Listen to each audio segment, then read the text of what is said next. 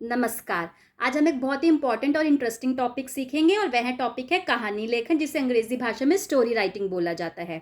तो बच्चों, मैं आज आपको कुछ ऐसे पॉइंट्स बताऊंगी, आप एक बार उन पॉइंट्स को समझ लीजिए। उसके बाद चाहे इंग्लिश में स्टोरी राइटिंग आए, चाहे हिंदी में कहानी लेखन आए, आप बहुत आराम से कर पाएंगे।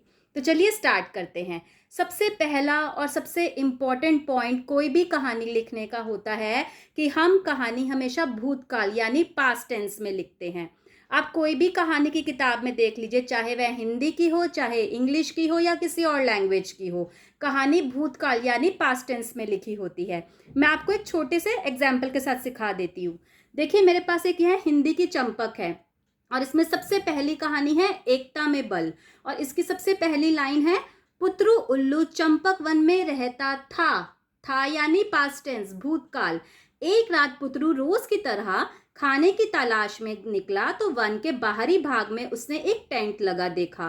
पास ही एक जीप भी खड़ी थी। देखिए बच्चों, यह मैंने फर्स्ट पैराग्राफ पढ़ा है और यह पूरा पास्ट टेंस में है। इससे हमें पता चल रहा है कि कहानी जो है वह भूतकाल में लिखी जाती है। मैं आपको एक इंग्लिश का भी एक छोटा सा एग्जाम्पल देती हूँ। देखिए, मेरे पास एक यह किताब है और इसमें कहानी है अलादीन एंड मैजिक लैम्प।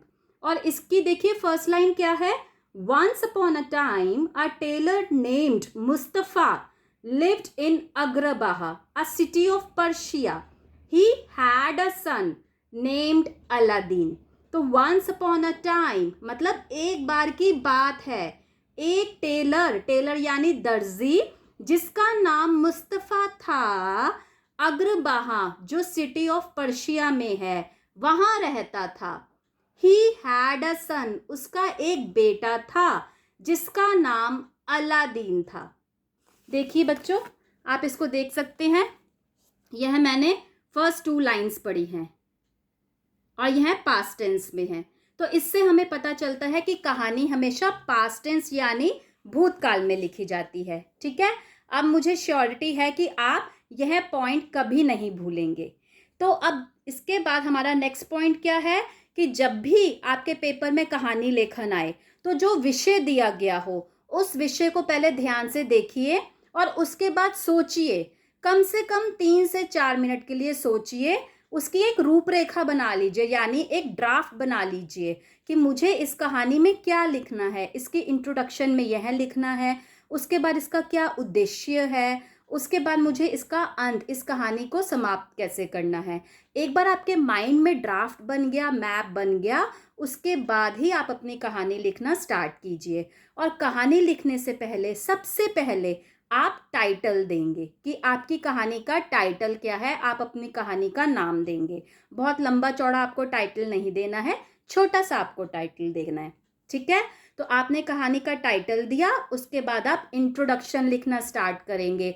और कोशिश कीजिए कि आपकी इंट्रोडक्शन अट्रैक्टिव हो, अच्छी हो, ताकि जो उसे पढ़े, आपका टीचर जब उसे पढ़े तो उसे मज़ा आए और वह उसी खुशी में, उसी इंटरेस्ट में कि हाय अब इसके बाद क्या होगा, इसके बाद क्या होगा, वह पूरी कहानी पढ़ जाए और आपको अच्छे से नंबर दे दें। ठीक है, आपने सबसे पहले टाइटल लिख दिया, उसके बाद आपने एक अट्रैक्टिव सी इंट्रोडक्शन दे दी, उसके बाद उस कहानी का उद्देश्य क्या है वह लिखिए और अंत में आपको कहानी को समाप्त कैसे करना है। उद्देश्य लिखने के बाद आप कहानी को समाप्त कीजिए और उसके बाद आप एक शिक्षा दीजिए। अगर आप इंग्लिश में स्टोरी राइटिंग लिख रहे हैं तो आप मॉरल लिखेंगे, मॉरल ऑफ द स्टोरी या मॉरल। उसके बाद आप उसको मॉरल दे दीजिए कि इस कहानी से हमने क्या सीखा है। और अगर आप हिंदी में लिख रहे हैं तो आप शिक्षा लिखिए और आप लिखिए कि इस कहानी से हमने क्या सीखा है। ठीक है, इसके बाद पेपर में एक शब्द सीमा यानी वर्ड लिमिट आती है कि आपको यह कहानी इतने वर्ड्स में लिखनी है। तो आपको अपनी शब्द सीमा का पूरा ध्यान रखना है। फॉर एग्जाम्पल, आपके पेपर में आए कि आपको कहानी 100 से 150 शब्दों में लिखनी है, तो आपको वह कहानी 100 से 150 शब्दों में ही लिखनी होगी। बहुत ज़्यादा छोटी मत लिखिएगा और बहुत ज़्यादा लंबी मत लिखिएगा। जितनी शब्द सीमा दी है उतने में ही अपनी कहानी लिखिए। ठीक है, और बच्चों कभी कभी पेपर में कहानी लिखने के लिए संकेत बिंदु आते हैं, तो आपको उन संकेत बिंदुओं को के अकॉर्डिंग ही अपनी कहानी लिखनी है। यह नहीं कि आप सारे संकेत बिंदुओं को इग्नोर कर दें, देखें ही ना और अपनी तरफ से कहानी लिख लें, तो बेटा उसमें आपके सारे नंबर कट जाएंगे। अगर कहानी लेखन में संकेत बिंदु दिए गए हैं तो आपको उन संकेत बिंदुओं के अनुसार ही अपनी कहानी को ड्राफ्ट करना है।